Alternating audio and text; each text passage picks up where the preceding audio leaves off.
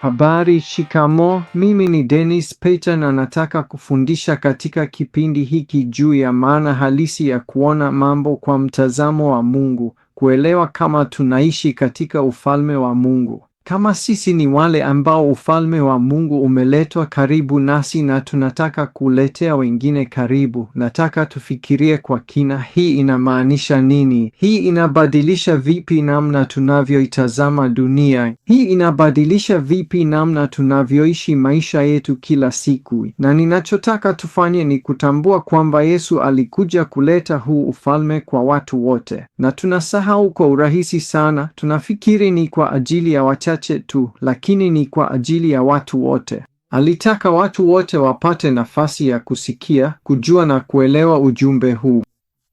Na kama tutamfuata yeye na tunapomfuata yeye, basi tunahitaji kweli kuelewa kwamba kama vile ufalme wa Mungu uliletwa karibu nasi, hivyo tunahitaji kusogeza ufalme wa Mungu karibu na watu wengine.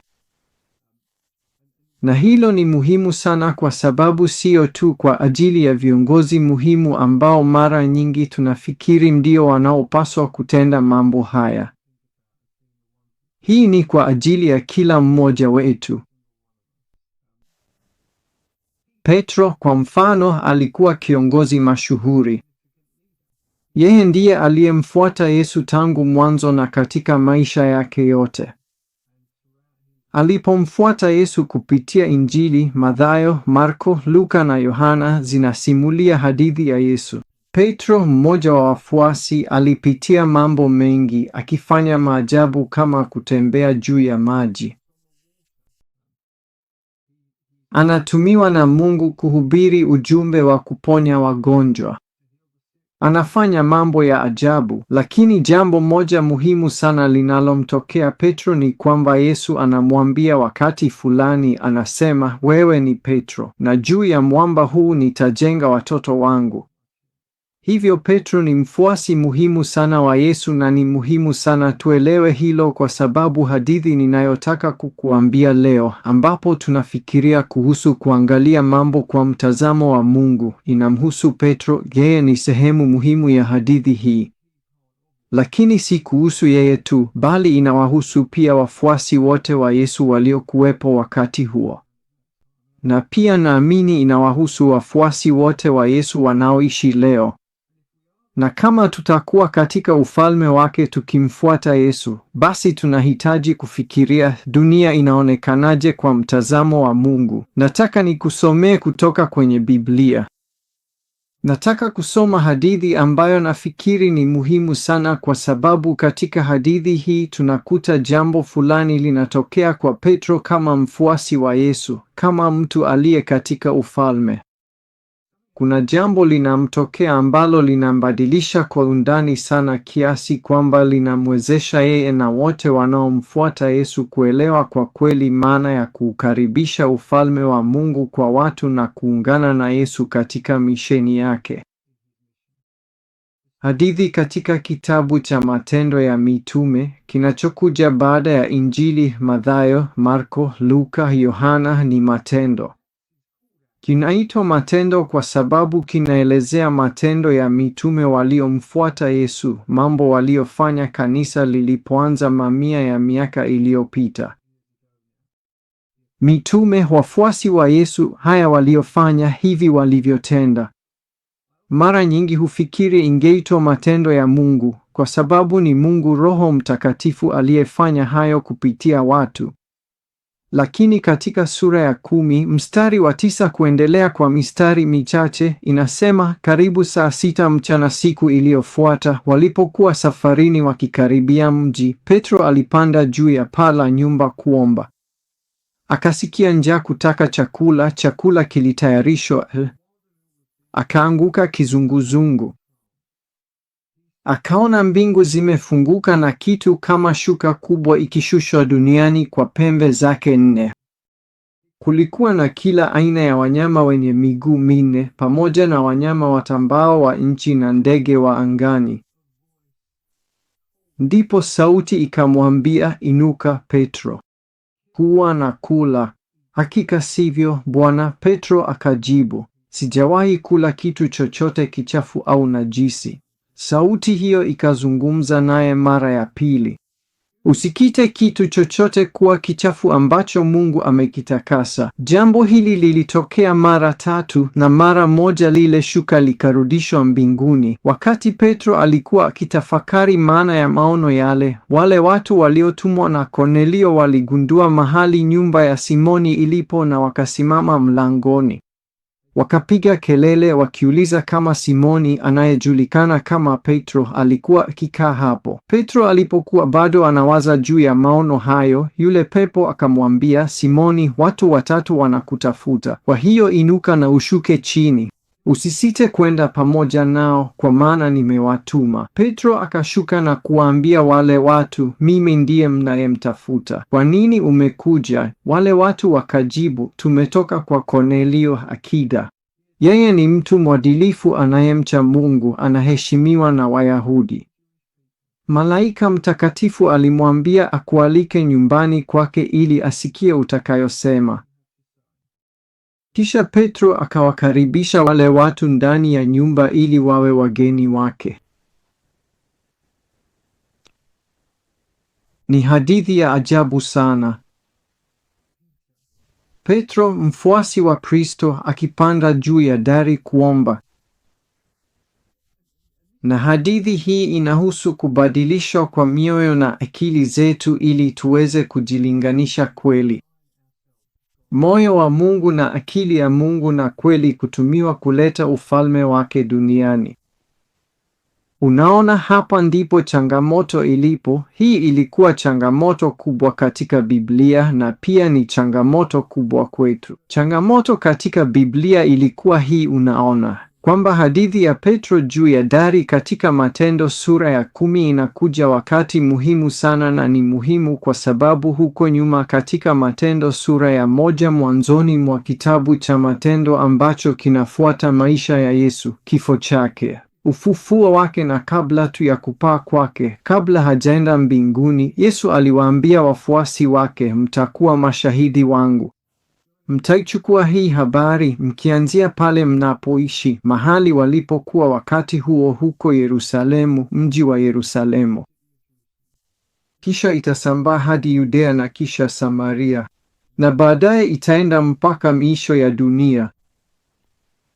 Na hivyo ufalme huu wa Mungu utawafikia watu wote, unaona, ukianzia pale ulipo. Kisha katika Matendo sura ya 2, sura inayofuata kabisa katika kitabu cha Matendo, unaona kile Yesu alichosema kikianza kutokea Yerusalemu kwenye sikukuu ya Pentekoste. Palikuwa na watu waliomcha Mungu, inasema Yesu, kutoka kote duniani walikuwa wamekuja Yerusalemu, mji wa Yerusalemu, kusherehekea sikukuu hii, karamu hii.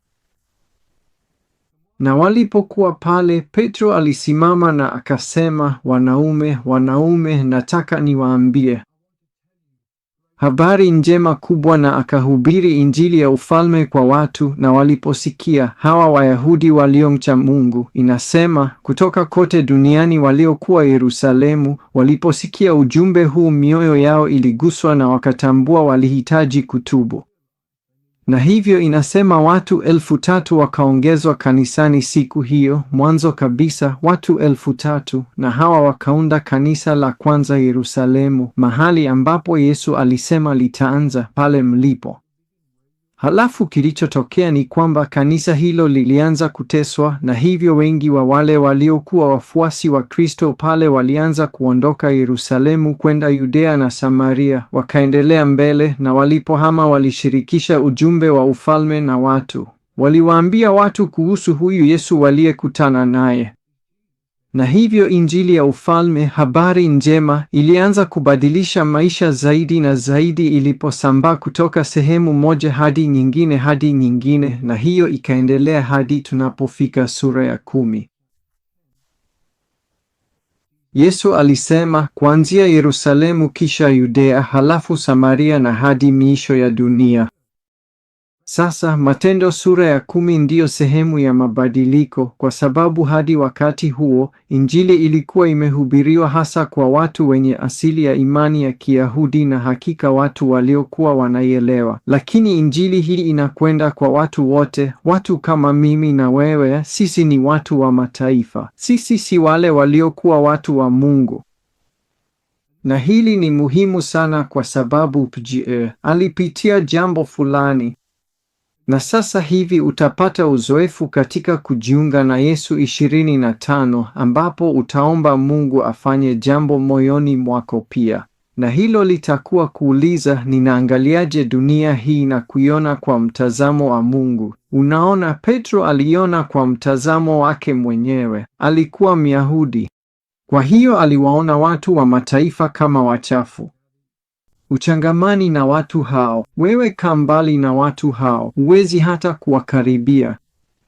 Na hapa ghafla yuko juu ya paa hii, ameenda kuomba na Mungu anakutana naye katika maono. Petro anaanguka katika ndoto, inasema, na Mungu hukutana naye. Na Mungu anamwonyesha karatasi hii kubwa ya wanyama, ndege na wanyama watambao na wanyama. Na kwa Myahudi hizi ni nyama asizokula. Yeye halili vitu hivi kwa sababu vinamtia unajisi.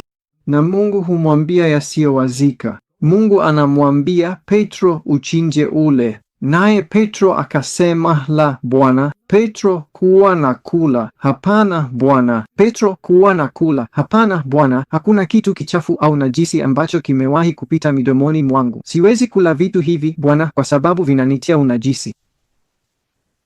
Na kisha Mungu anamwambia hivi, usiite chafu nilichosafisha. Na maneno hayo ni muhimu sana kwa sababu anachosema Mungu ni ujumbe huu wa Injili. Sio tu kwa wale watu wanaojiona kuwa wasafi. Ujumbe huu wa Injili ni wa watu wote kwa sababu hakuna hata mmoja wetu aliye msafi. Sisi sote tunahitaji kupokea habari njema ya Injili ya ufalme, na yote ambayo Yesu alifanya msalabani kwa ajili yetu ni kwa ajili ya kila mtu. Sote tunaihitaji, sisi sote. Kinachotokea Mungu anaposema usichafue nilichosafisha, shuka zimekunjwa na Petro anatoka kwenye ndoto yake.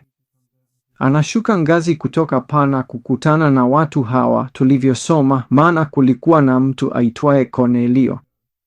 Anakuja kabla ya Petro kwenda juu ya dari katika Matendo sura ya 10, mtu wa mataifa asiye safi anayetaka kumjua Mungu.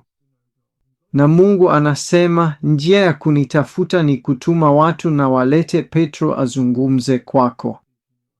Petro anatoka kwenye paa na aenda nao hadi nyumba ya mtu wa mataifa, jambo lisilowazika. Asingefanya hivyo, kushirikiana na watu kama hao. Anaenda na kuchukua baadhi ya wafuasi wa Kristo pamoja naye. Wanaenda kwenye nyumba ya Kornelio. Wanaingia ndani, imejaa watu, na Petro hangekuwa hapo kabla.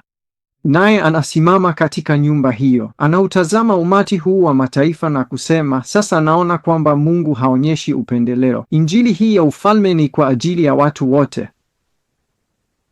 Na kisha anawaambia kuhusu Yesu na ufalme. Alichokifanya Yesu, alikufa msalabani akafufuka tena. Na kisha inasema hivi, Roho Mtakatifu akawashukia.